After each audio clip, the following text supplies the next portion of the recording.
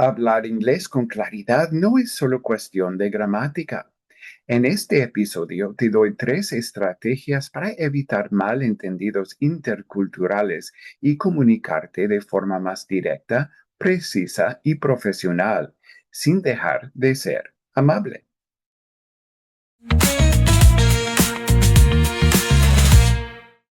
Hola y bienvenido a otro episodio. Esto es Be Global, inglés que cruza fronteras.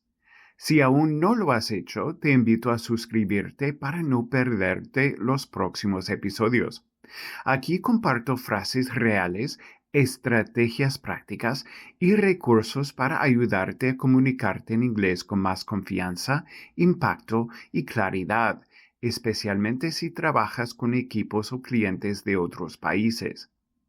Hoy vamos con un tema clave para cualquier profesional global: cómo evitar malentendidos interculturales cuando hablas inglés. Porque hablar bien el idioma no siempre basta, y lo que suena claro o educado en una cultura puede parecer confuso o seco en otra. Así que en este episodio te voy a compartir 3 estrategias sencillas y muy útiles para reducir los malentendidos, adaptar tu forma de expresarte y conectar con más seguridad. Let's go global. When you work internationally, miscommunication isn't just about language. It's also about assumptions, expectations, and culture. And while English may be the shared language in many global teams, we don't all use it the same way or interpret it the same way. So let's dig into 3 strategies that can help you communicate clearly and confidently across any cultural context. Strategy 1.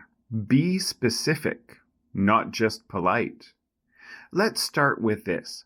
In English-speaking business cultures, especially in North America, clarity is often valued more than formality.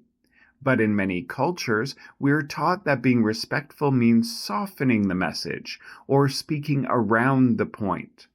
And that's where misunderstandings can creep in. Here's what I mean. You might say something like, "Let's try to do this soon."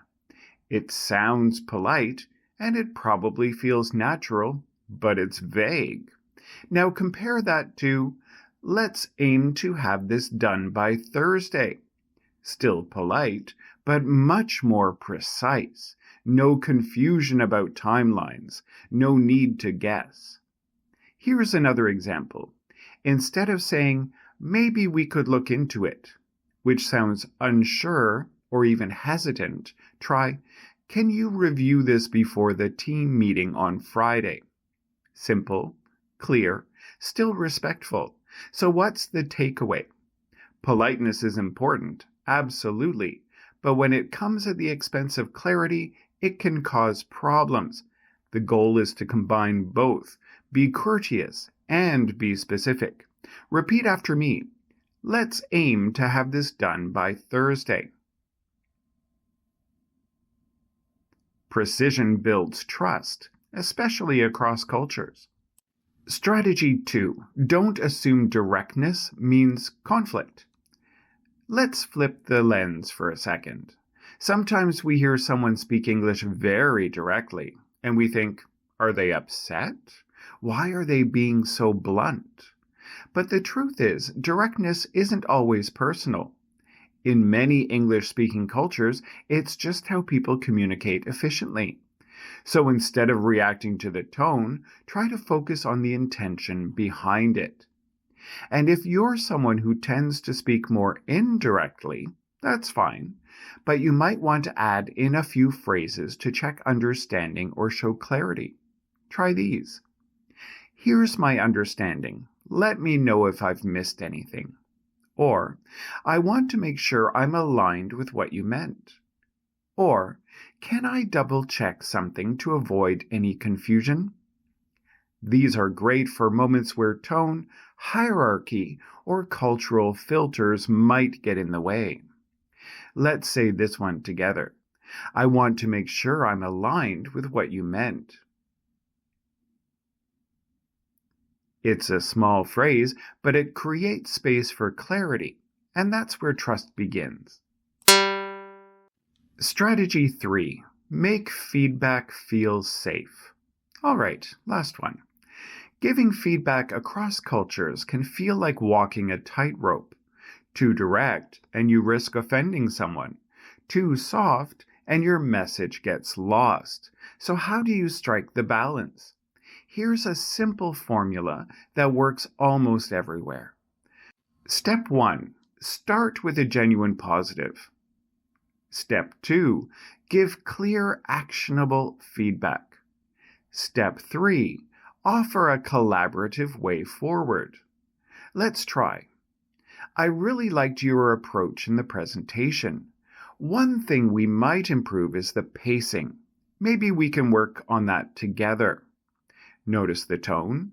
It's kind without being sugar-coated. It's clear without being harsh.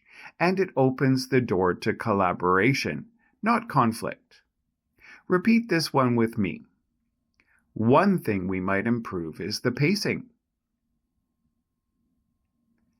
When feedback feels safe, people listen, and they grow. Here's your quick recap and positive affirmation for today's episode. Let's recap what we've covered today.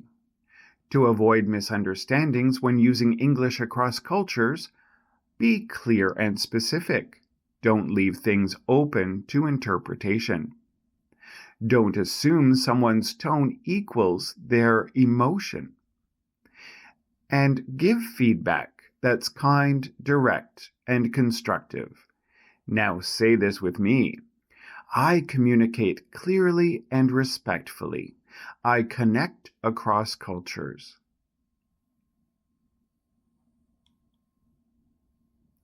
Great communication isn't just about having the right words. It's about using them with intention and knowing how they'll land in different contexts.